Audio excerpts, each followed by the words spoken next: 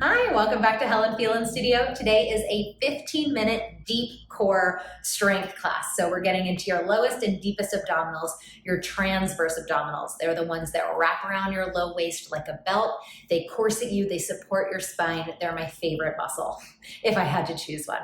So I hope you enjoy this class. I hope you leave it feeling a bit stronger, a bit taller, a bit more on top of your game. And if you like it, please subscribe, like, comment below, and maybe send it to someone you know who is thinking about accessing their pelvic floor, their deepest abs, and all that jazz. All right, have fun. I'll see you on the mat. Welcome back to HPS. This is a quickie core class for when you don't have a lot of time, but you want to feel really strong. You're going to lay down on your back. You just need your bodies, no props.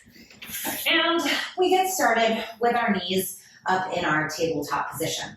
So go ahead and take the hands behind the head. We're not going to use our head and our hands just yet, but they can start there. And you're going to take your legs, squeeze them together in that tabletop, and exhale, send the toes towards the ground. Keep your ribs anchored to the floor, and inhale, lift those legs back up.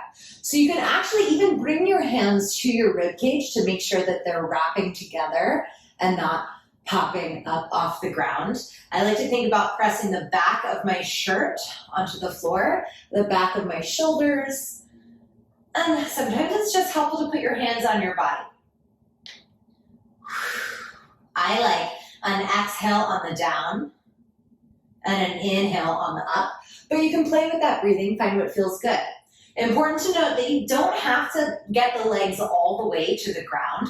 They can go just halfway, 3/4 of the way, whatever feels good. Because the second you start to feel this crunchiness in the neck and shoulders, that is your sign. Reel it in, get it back in the core, let that tension go, and maybe that means a smaller range of motion. We're here for another 3. Really conditioning for our TAs or our deepest abs, those transverse abdominals, transverse meaning it wraps around your waist. Last time, bring those legs up to tabletop. Now finally, with those hands behind the head, you're gonna curl up to the center, twist to the right, tap the left foot down on the ground. Inhale, center, twist left, right leg back on the ground. Come through the center again. So it's just a bent knee bicycle, a bent knee crisscross. I do want to make sure that both of my hips are planted on the ground the entire time here. So I'm not letting my pelvis rock from side to side. We should definitely be feeling the lower abs. Try to wring out your spine. Get a little deeper in that twist with each of these rotations. Enjoy that rotation around the T-spine while maintaining your stability in the pelvis. Last time on either side. Last one. Come back through the center, give yourself a hug, rest it all the way down. Maybe even swirl those knees around. We've got more coming up. Don't get too comfy. Reset your legs back in tabletop. Coming back to our very beginning starting position. Walk the fingertips away from your ears, keep the neck nice and soft. Squeeze those inner thighs together, extend your legs out on a diagonal. And inhale, bring it back in. Now, I like to aim on the more conservative side, reaching a little bit higher for the first few reps. And then if you're feeling really spicy, if you want a more challenge, you can start to extend the legs down a little lower, but watch out for this. If that's happening into your back, it's too low. Obviously, when we take our legs lower, we feel more heat, more sensation. That's a good thing. But if we're feeling that sensation up here in the neck and the shoulders and not in the abs, or worse, even into our low back, not something we want to be working towards. So always staying really cognizant of what's working when and how. That's going to make us feel more intuitive with our movement and also get the absolute most out of our workouts as possible. Squeezing those inner thighs together, make your adductors work here as well. This is your double leg stretch. Doesn't feel much like a stretch, but we are stretching through the back of the knee on each of these reaches out. You can always adjust by reaching a little higher for more support or a little lower for more heat. It's entirely up to you. The choice is yours. Watch out for those shoulders. Maybe even take your hands to your shoulders just to ensure that they're not doing anything wonky and that the work is here in our center, in our trunk. Last time. Extend those legs out, maybe linger a little bit longer. Hello. And bring it back in. Hands behind the head once again. Curl up, twist to the right, extend your left leg straight. It's a bicycle crisscross. Remember, both butts on the ground. Inhale back to the center. Exhale, curl up, twist left, reach to the right leg. Inhale back to the center. Now, just like before, I can lower my leg for a little extra, but I don't want the lowering of my leg to mean that I've disturbed my pelvis in any way.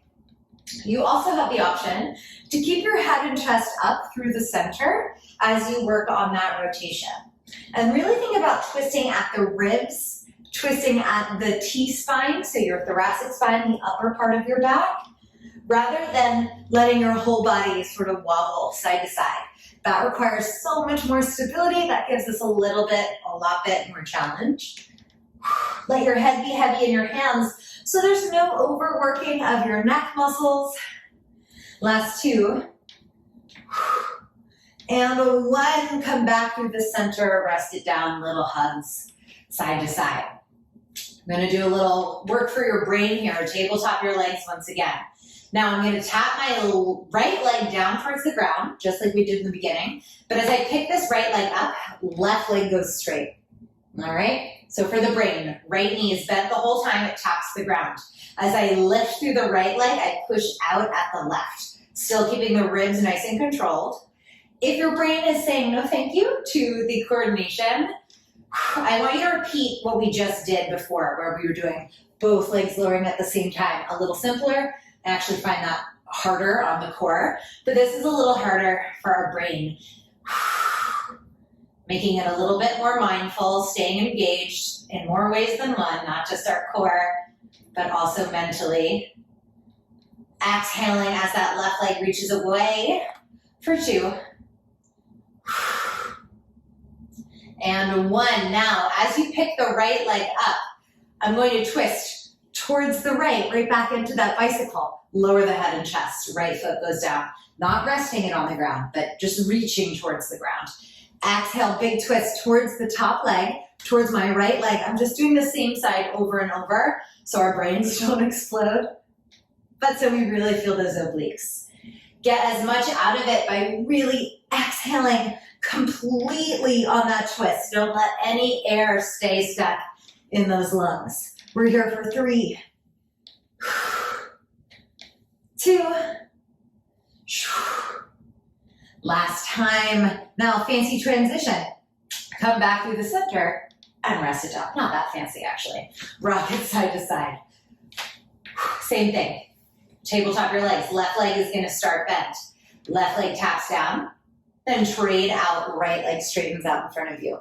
Left leg taps towards the ground. Right leg reaches out in front of you. So, really, the left leg is in the same shape the entire time, but you're lowering the shape and lifting the shape, whereas your right leg is going for a stretch and a return to the start.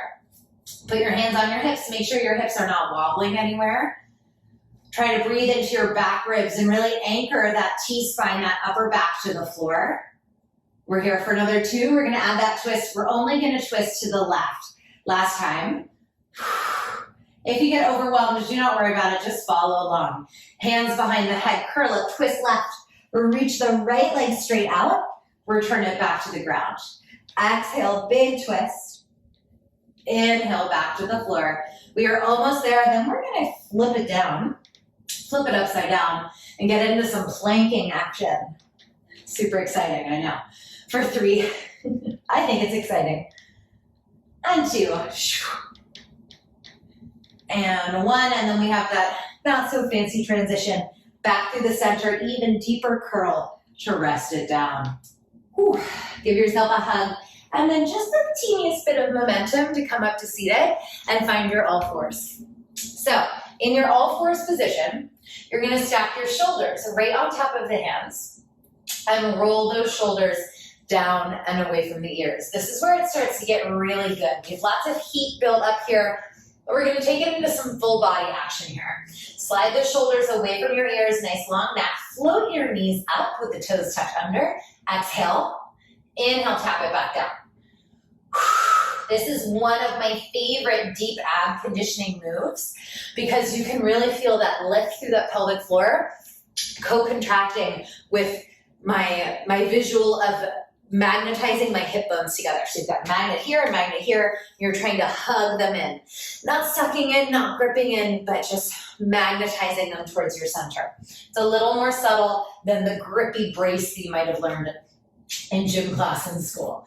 Sliding shoulders away from those ears on the exhale. Really exaggerate that exhale as you float the knees up. And I'm doing my best not to let my shoulders, my butt get higher than my shoulders here. Exhaling on the lift, inhaling on the lower. For 2. And 1, hold it up here. Drive your knuckles through the floor. Try to shift your weight into your fingertips and pull the mat towards your toes. See how I immediately start shaking there?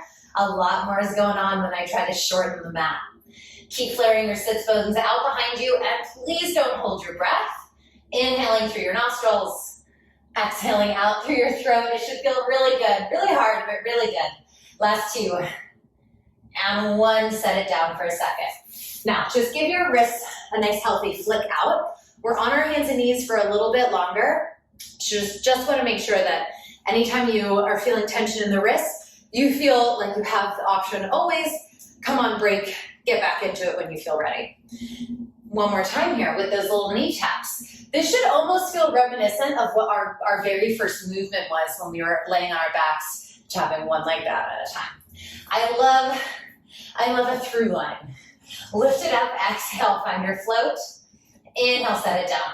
I really want to find that connection before I even leave the ground.